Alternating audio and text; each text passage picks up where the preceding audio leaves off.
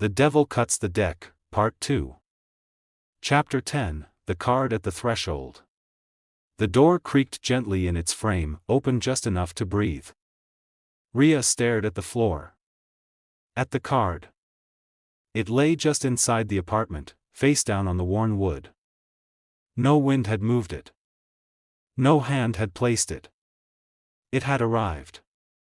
And like the others, it was waiting. But this one was different. The air around it pulsed. The walls of the hallway darkened like blood drying in candlelight. Her lights stayed out. The candle on her table now burned upward, a tongue of black flame, reaching for something unseen. You cannot unread what is already rewritten. The mirror's words echoed in her skull. But still, she bent down. Her hand hovered. And the moment her fingers touched the edge of the card, she wasn't in her apartment anymore. There was no transition. One breath, and she was elsewhere. The smell of smoke and old wood. The sound of footsteps on stone. Rhea stood inside an enormous circular chamber, a cathedral without crosses, a temple without gods. Candles burned in chandeliers overhead, and stone balconies lined the curved walls, each one filled with faceless figures in hooded cloaks. And in the center of the room stood a man. Back to her. Black coat. Shoulders tense. Hands behind his back. And at his feet? The deck. Scattered. Like a fight had happened. Some cards lay torn. Others burned at the edges. A few hovered above the floor, spinning slowly in place, refusing to fall. Rhea tried to speak. But he beat her to it. You drew the reversal, he said softly. I told them that card should have been buried. He turned. Mid-40s, maybe older. Worn face. Eyes like rain. He was human. Tired. Haunted. But still intact. Still himself. Rhea blinked. Who are you? He gestured to the floating cards. I was the last one. Before you. Her mouth went dry. You were the dealer? He gave a dry laugh. I was a dealer. 4-1 spread. That's all they allow. Then they turn you into a card. Rhea's hands trembled. Then how are you? Because I cheated. He crouched and picked up one of the floating cards. It flickered in and out of focus, each time changing face. Rhea saw glimpses. A child in a well. A man speaking backwards. A woman with spiral eyes. Her own face, smiling, but with no mouth. The man snapped the card back into the air, and it floated away. It's unstable, he said. They hate that. Cards are meant to trap meaning, not bend it. But some of us don't shuffle right. He turned to her, serious now. You've drawn something they can't control. That makes you dangerous. But also doomed. She looked down. The card that brought her here was still on the floor. Now face up. The image was unlike the others. It showed two people standing on either side of a burning deck, each holding one half of a torn card between them. One was Rhea. The other was him. Title. The Twin Cut. What does it mean? She asked. He exhaled. It means I didn't finish my spread. And you were chosen to finish it for me. Rhea's heart stopped. You mean, this isn't my reading? He looked her in the eye. No. It's ours. He stepped closer, voice lowered. You want to survive this? Then break a rule. Any of them. They can't adapt when the reader misplays. But there are only 4 rules. Exactly, he said. And no one's ever broken more than one. A rumble shook the stone beneath them. Lights flickered. A new card rose from the floor between them, red smoke curling from its edges. Title: The Merge. The man's eyes widened. They're accelerating it. You don't have much time. He turned her toward the far end of the chamber. A mirror stood there now, arched and cracked. Go back. The next card will draw itself. Rhea hesitated. Who are you really? He smiled sadly. I was the choice. You were the consequence. And then she stepped through the mirror. She collapsed onto the floor of her apartment. The lights flickered back on. The door swung shut. The candle extinguished itself. The deck sat neatly on her table again, except for one card, face up at the top. The twin cut. Her own image stared back at her. Not terrified. Not resisting. Just watching. Like someone waiting for the next shuffle. Chapter 11, The Inheritance of Ink. Rhea didn't move for a long time. The apartment had gone still again. But not the kind of stillness that settles after a storm. This was the kind that waits. She sat on the floor, knees to chest, staring at the single card now resting atop the deck. The twin cut. The art remained unchanged. Two figures, herself and the man from the stone chamber, standing on either side of a burning deck, each holding half of a torn card. The fire between them pulsed with red smoke shaped like hands reaching upward. And beneath it, in finer print, a second line had appeared. One finishes the spread. One becomes the deck. She whispered it aloud, tasting the weight of it. One becomes the deck. The room responded. Every card in the scattered stack began to shift, not shuffle, but tremble, as if waiting for breath, waiting for direction. Then one card rose on its own. Not from the top. From somewhere in the center. Rhea didn't draw it. She didn't need to. It was already turning, already revealing itself. The ink. It showed a close-up of her skin, her wrist, marked with a tattoo she didn't have. A spiral. Just like the ones on the cards. As she looked down at her own wrist, the spiral was there. Faint. Fresh. Drawn in what looked like black ink. But it pulsed, alive. Beneath the card's art, in looping, sinister calligraphy. The ink binds. The ink chooses. The ink writes back. She grabbed her wrist, tried to scrub it away, but the mark resisted. Not like a stain, like something beneath the skin. Like a parasite hiding in her veins. The dealer's voice echoed back in her mind. They turn you into a card. Was this how it began? Not with death.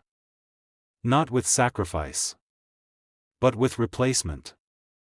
Her hallway mirror cracked again, this time outward, shards curling slightly from the frame, like flower petals reversed. Words etched themselves in the glass, stroke by stroke, as if written by an invisible hand. Cut the deck. Take his card. Complete the circle. Beneath it, another message faded into visibility. You only have 7 cards left. Rhea stumbled to her feet. The deck still sat on the table. The twin cut lay on top. But something had changed beneath it. She reached for the second card, fingertips brushing it. And the deck hissed. Not audibly. It hissed into her bones. The card flew from her fingers and landed face up on the floor. She gasped. It was not a card she had ever seen. The image was incomplete, like a sketch only partially inked. It showed the stone chamber again, but she was seated at the center table. Around her, floating cards, many unfinished. But the title was clear. The Ghost Spread. Then, without warning, a new voice spoke. Not the dealer. Not the deck. It came from the apartment walls, the windows, the air itself. And it wasn't speaking to her, it was speaking through her. Her mouth moved. Her voice changed. Spread incomplete. Pattern unstable. Reader unconfirmed. And then, silence. Rhea fell to her knees, clutching her throat. What the hell is happening to me? But she already knew. The deck wasn't just reading fates. It was looking for a new voice. A new dealer. And it didn't need her permission. The top card on the deck rose again. This time, not the deck's choice, hers. She felt it. An instinct. A prompt. Cut the deck. She picked it up. Turned it sideways. Slid it back in. Cut. She set the two halves side by side. The top card from each floated upward. One glowed silver. The other, red. Her hands hovered. One would continue the spread. The other would replace her. And the moment she touched either, another card would vanish. Another fate would be locked. Another soul would be spent. Chapter 12, The Cut That Bled. The silver card hovered on the left. The red on the right. Both pulsed faintly, like heartbeats. And Rhea knew, without being told, that this was her first real cut. Not a draw. Not a deal. Not a spread. A choice that would sever two possible futures and let only one continue. Cut the deck, the mirror had whispered. Complete the circle. But now, with her hands trembling above the cards, she asked the question that mattered. What if I choose neither? The lights in her apartment flickered. The black candle reignited, without flame, without sound. And the deck spoke. Not aloud. Not even in her mind. It spoke through consequence. The red card ignited. Briefly. Then vanished. The silver one fell onto the table. Face up. Drawn. Not by her. By the deck. She didn't want to look at it. But her eyes found it anyway. The passenger. The image, a young man on a subway, headphones in, staring at his phone. Everyone around him was blurred, hollow. Except one woman, sitting across from him, staring. Her eyes were black. Her mouth stitched shut. Rhea knew that face. It was the same woman she had seen in an earlier card. The reflection. But now she was riding next to someone who had nothing to do with the spread. Someone Rhea had never met. Beneath the image. Sometimes the hand plays without waiting for the reader. Her phone buzzed. A news alert. She didn't want to look. But she tapped it anyway. Breaking, fatal incident at Victoria Line platform, passenger pushed onto tracks. Eyewitnesses describe a shadowy woman seen behind him moments before impact. No suspect identified. Rhea's mouth went dry. She dropped the phone. It hit the floor and landed on another card. She hadn't seen it before. It was already face up. Title. The Witness. Image. Her, standing in her living room, watching the news on her phone. She backed away, hand over her mouth. I didn't draw that card, she whispered. I didn't even know him. I didn't do anything. And that was it. That was the answer. She didn't do anything. And that, to the deck, was still a play. A sudden shift in the light. The air rippled. And across the room, standing just beyond the shadows near the hallway mirror, he appeared again, the man from the stone chamber. The last dealer. But something was wrong. He looked older. Worn thinner. Paler. His voice was cracked when he spoke. You let it choose for you. I didn't. That was your cut, Rhea. One card was for continuation. The other was sacrifice. She felt tears sting her eyes. It killed someone. He nodded slowly. That's what sacrifice means. You didn't pick. So it did. And the price was a stranger's life. She stared at him, chest rising and falling. But what if it chooses me next? He looked toward the deck. A new card had floated up. Still face down. Still waiting. That depends, he said, on how long you keep hesitating. He stepped back into the shadows. But not before tossing something onto the table. A torn piece of parchment. Her eyes scanned it. A single line written in deep red ink. The dealer draws death. The delay invites worse. As she looked up, a knock echoed at the front door. She turned. Another knock. Slow. Measured. Then a folded card slid under the door. Not a full card. A half. Burnt. With one word scrawled across the back. Again.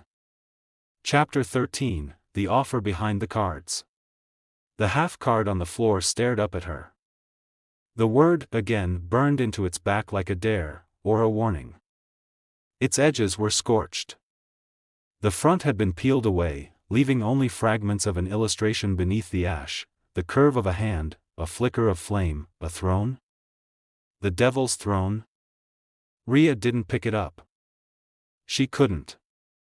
It pulsed with heat, not warmth, but the kind of heat you feel near a power line buzzing overhead. She backed away.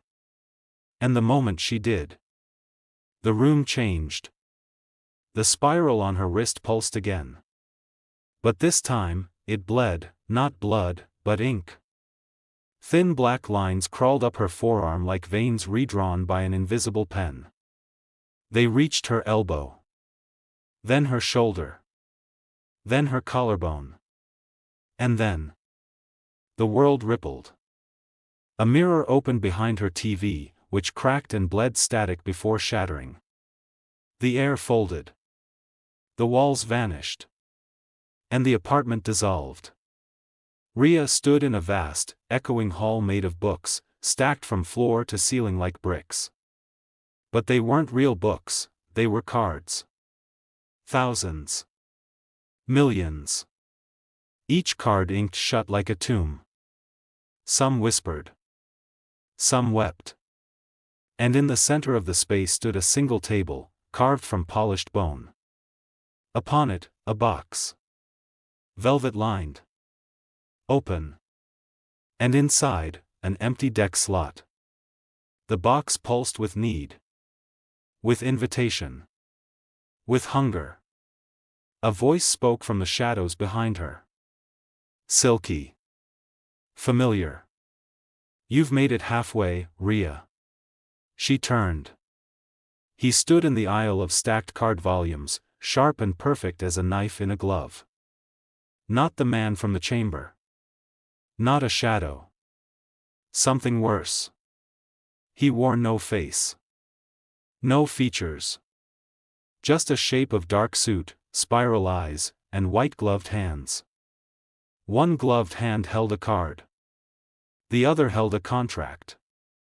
You've proven you're readable, he said. Now we offer you something more. Rhea stared at the gloved hand holding the card. It wasn't face down. It wasn't face up. It simply pulsed. Like it had never chosen a side. What do you want from me? She asked. You were dealt, the dealer said. Now you may deal others. The deck is hungry. And you are almost full. The parchment appeared in her hands without touch. It wasn't written in ink. The letters moved. Swirled like ink in oil. She forced herself to read. In exchange for completing the reversal spread and becoming the voice of the deck, the undersigned shall no longer be played. Their fate shall be fixed. Their soul shall be spared. They shall become one who cuts, but never is cut again. At the bottom. A blank line. Waiting for blood. Her fingers ached to sign it. To be safe. Untouched. To finally stop running. Who were you? She whispered. The first reader, the dealer replied. The one who asked to understand the rules. And what did it cost you? His gloved hand curled into a fist. Everything I understood. Rhea looked at the contract. Then at the box with the empty slot. Then at her arms, now fully black-veined with living ink. She was nearly there. Nearly claimed. But the deck still gave her one thing it didn't give most. A moment. A choice. And then she saw it. A second box, tucked in shadow behind the bone table. Locked. Unopened. With her name etched across it. She approached. And in her voice, but spoken from elsewhere, she heard. To deal, you must forget what you were. To resist, you must remember what you've done. She opened the box. Inside was a single card. Blank. But warm. Her name was faintly etched into the back. No title. Just one new instruction, scrawled in her handwriting. Draw for no one. Chapter 14, a card not drawn by her. The cathedral of cards faded. Not like waking from a dream, but like being folded and filed away, like Rhea herself had been slipped between pages, then returned to a different chapter entirely. She blinked. Her apartment came back in pieces. First the smell, burned ozone and wax. Then the weight, her body sagging into her couch like she hadn't left it in days.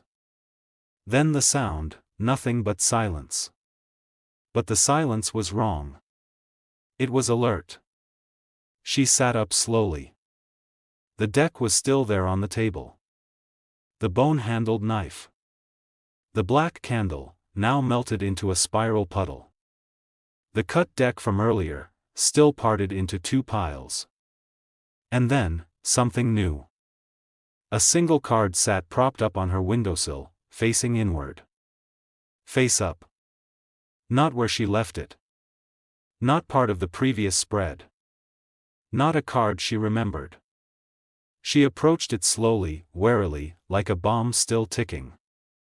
And when she reached it, her stomach twisted. The image was simple.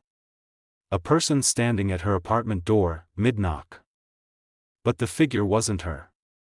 It was a woman with blonde hair, wearing a hooded sweatshirt. Coffee in hand. Familiar. Clara. The title? The Return. It came exactly 2 seconds after she read the card. 3 soft knocks. Exactly like the last time Clara had visited. No, this isn't possible. Clara had vanished. The cup. The missing tea. The open window. She was gone.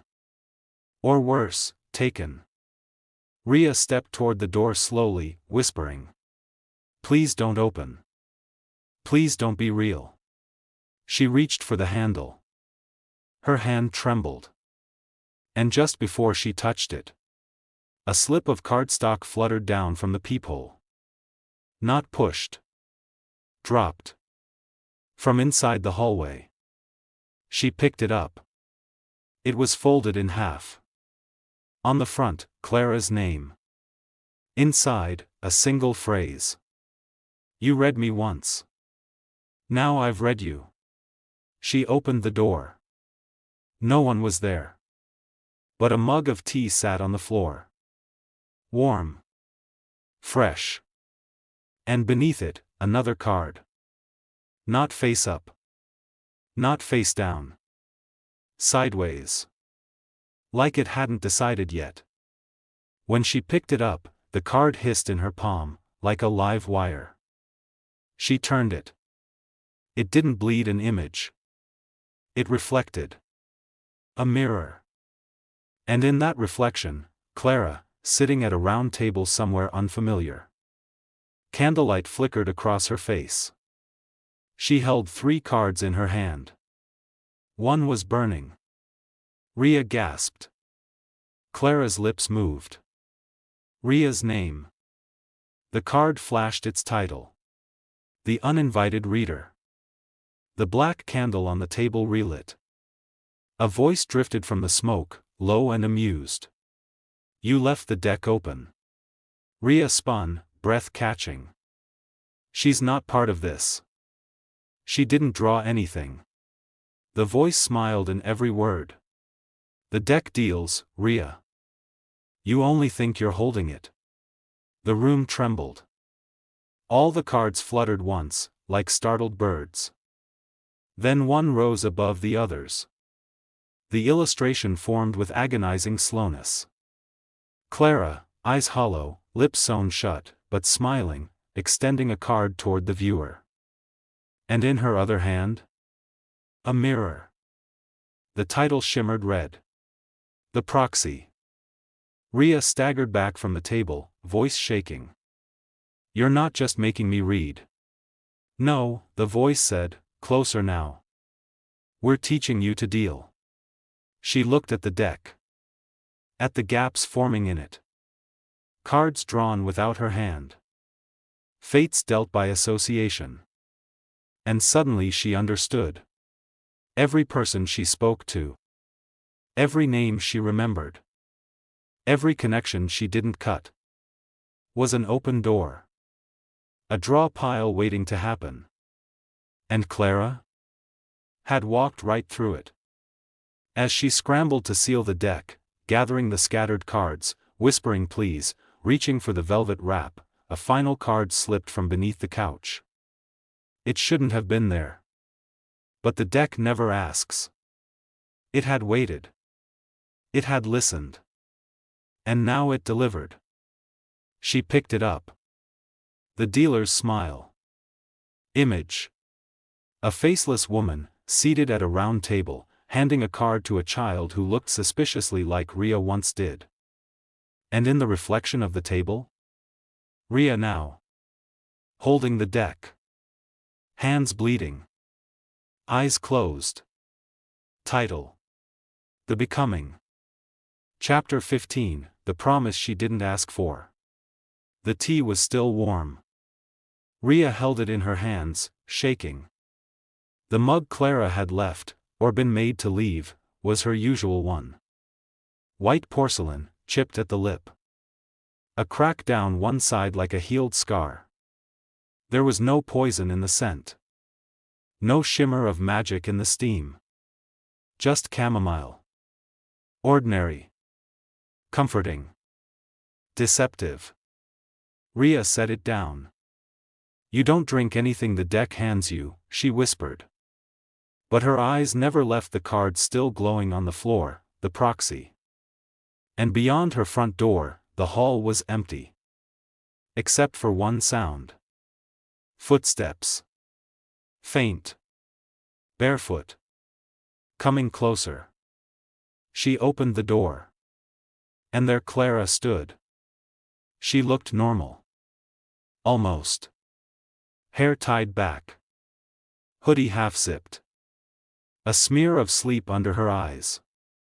But her pupils were wrong, a little too wide, as if she were standing in total darkness. And her smile was just a fraction too still, like it had been painted on carefully. Hey, Clara said. Didn't mean to scare you. Rhea's heart pounded. Clara, where did you go? Clara tilted her head. You told me to wait. So I did. No, I didn't. You did, Clara said, still smiling. In the card. The one with the tea. She reached into her pocket and pulled out a tarot card. It was blank. Until she turned it.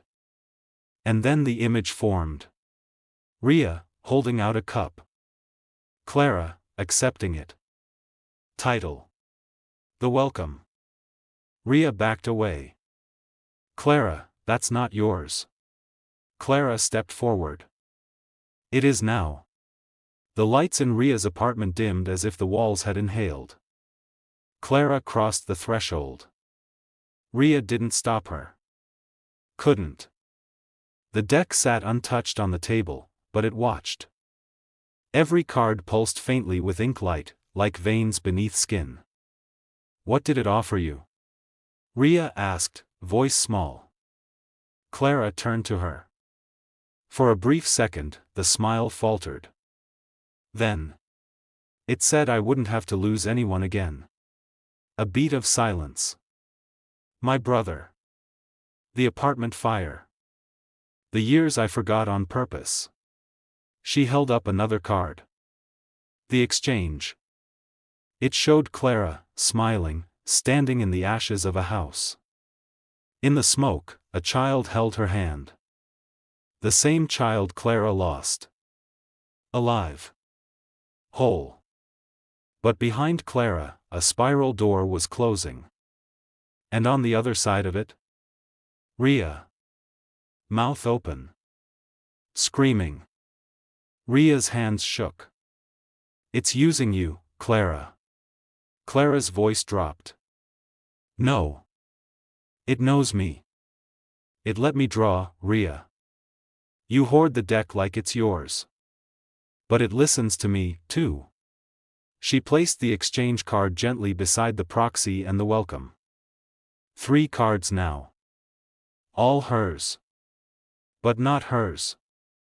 We don't get to choose who the deck listens to, Clara said. You taught me that. Rhea stared at the floor. At the spirals growing slowly along the walls, like vines creeping in from an invisible garden. Did it ask you to sign anything? Clara paused.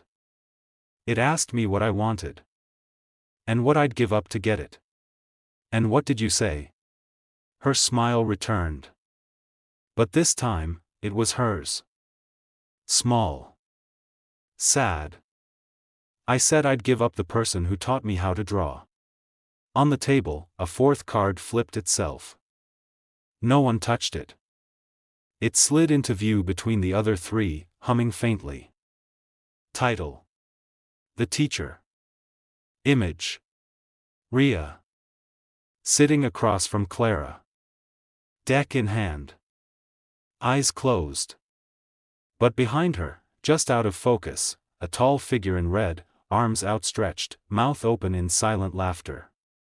Clara didn't flinch. It's okay, she said. You won't remember when it takes you.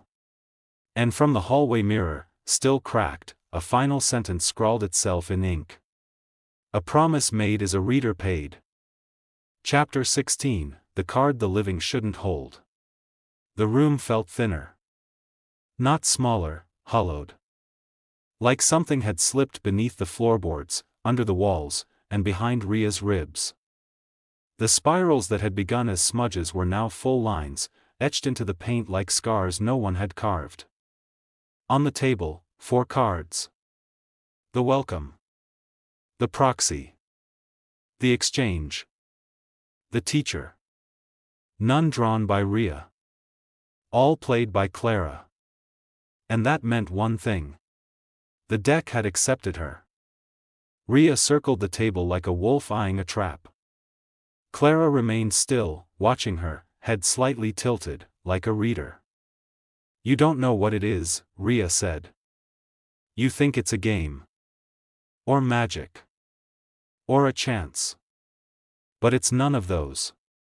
Clara smiled faintly. You said that same sentence before. Rhea froze. When? Clara held up the welcome card.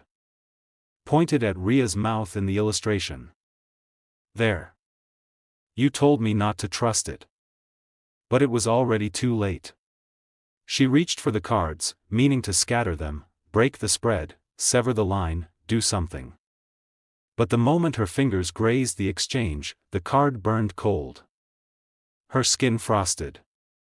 Her fingers locked. She yanked back. The card hissed as if disappointed. Clara blinked, concerned. It won't let you interfere now. Not with mine. Clara, it's not giving you back what you lost. No, Clara said. But it's giving me a version. That's more than I ever had before. Tears welled in her eyes. I held his hand, Rhea. I felt him squeeze it. Rhea shook her head. That's not your brother. Then what is it?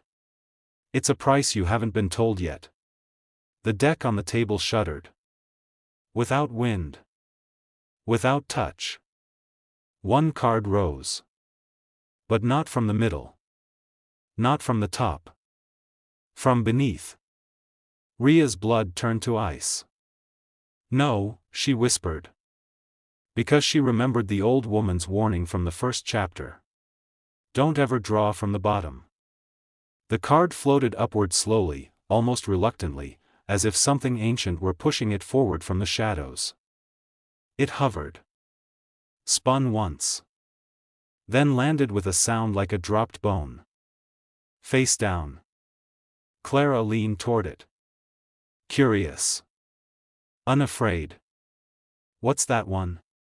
Rhea's voice came out hoarse. It's a death card. But not yours. Then whose? No one living. The card flipped itself. The illustration was inked in pure black, like it had been drawn from the memory of a grave. It showed a face Rhea didn't recognize. A man. Young. Smiling. Dead. Eyes hollow. Hands chained. And written beneath, in faded red. The Remembered. As they stared at the card, the room cracked. A hairline fracture formed across the ceiling. The spiral on Rhea's wrist burned. And Clara stumbled back, eyes wide. I know him. You can't, Rhea said. No one should. Clara's lips trembled. He was in the fire. With my brother. But he didn't die. They said, he disappeared. The card glowed faintly. And now, below the title, a second line had appeared. When the living read the dead, the mirror opens both ways. Rhea turned toward the mirror. The crack had spread fully now. And behind the fractured reflection, she saw a room. Not hers. Not the dealer's chamber. But a child's bedroom. Wallpaper peeling. Toys melted by heat. Photos curled and singed. In the center of the room sat a boy. 8 years old. Alive. But wrong. Skin too pale. Eyes full black. A spiral slowly etching itself across his cheek. And in his lap, a deck of cards. He looked up at Rhea through the mirror. Smiled. Your hand's almost full. Clara collapsed to her knees, sobbing. I didn't want this, I just wanted to see him again, I didn't ask for this. Rhea pulled her back from the mirror. It's not him. It's a debt dressed like a dream. But it was too late. The bedroom behind the glass flickered. The child was gone. And now the boy from the Remembered stood in his place. Tall. Older. Eyes locked on Clara. He lifted a card in one hand. Held out his other. Shall we draw together? The lights went out. And in the dark, the deck whispered a rule Rhea had never heard before. When one draws the dead may deal in return. Chapter 17, The Room That Remembers. The crack in the mirror had widened. Like glass under pressure, it spiderwebbed outward, glowing faintly with red light. But the light wasn't reflected, it was bleeding through. Like something behind the glass was alive, and breathing heavy. Clara clutched Rhea's arm, her voice raw. That's his room. I haven't seen it in years. It burned down, Rhea said. It shouldn't be here. But it is, Clara whispered. It's remembering us. The mirror shivered. Then split. Like a peeled veil. Beyond it, the boy stood waiting. Older now. 17, maybe 18. Hair like ash. Skin too pale. Spiral etched across his collarbone like a scar that had grown instead of healed. In one hand, he held a card. In the other, nothing. Just an open palm. Waiting. "Clara," he said, voice soft and unnervingly calm, "don't leave me again." The air pulsed once, like a heartbeat made of static. Rhea's body moved without permission. She stepped through the mirror. It didn't feel like glass. It felt like falling through paper. And on the other side, the world was wrong. The bedroom was a museum of sorrow. Melted dolls. Burned picture frames. Soot-stained wallpaper patterned with moons and rabbits. A scorched rug that still bore the outline of a child curled in sleep. But the fire had stopped here, paused in time, like it was holding its breath. "You shouldn't be here," Rhea whispered. The boy smiled. "Neither should you." On the desk sat a second tarot deck. Similar to hers, but different. Older. Each card was sealed in wax. Every image was covered with sheer black cloth, bound with string and a spiral charm. The boy picked up one card. Set it on the floor between them. The wax cracked. The fabric dissolved. And the image revealed itself like smoke being sucked backward. The brother. It showed Clara. Age 10.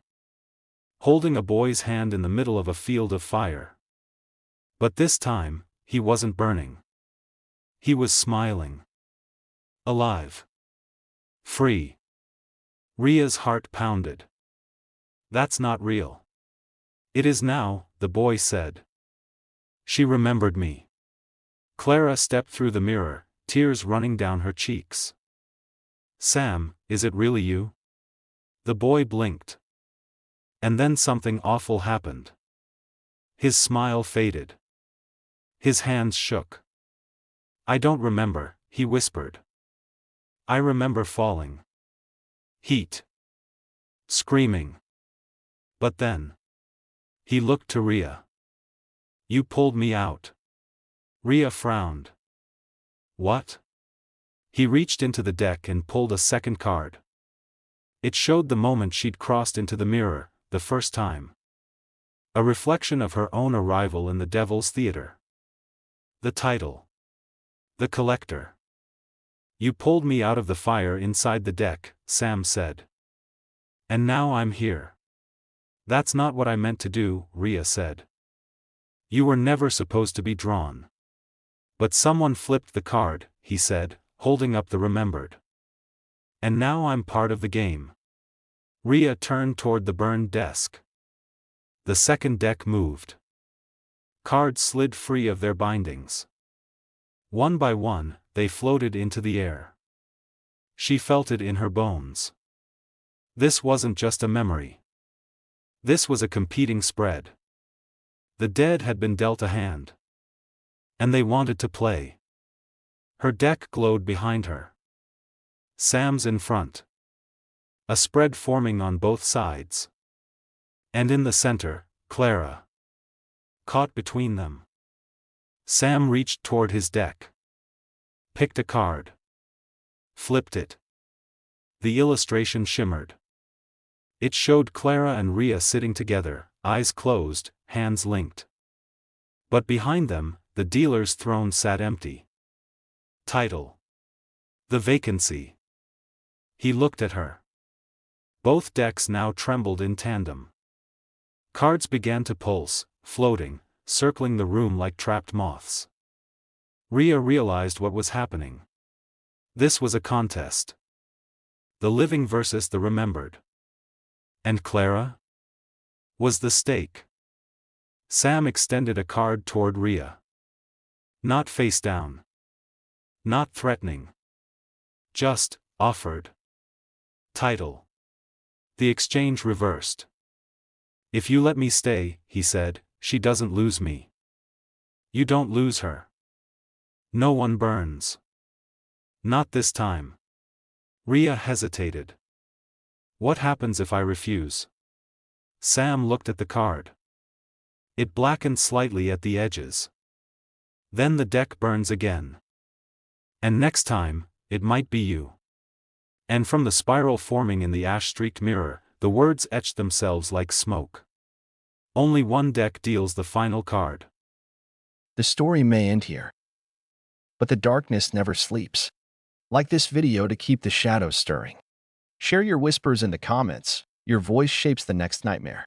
And subscribe to our YouTube channel, The Gothic Hour Stories and Mysteries, where every tale lingers and every soul leaves a mark. The Gothic Hour awaits.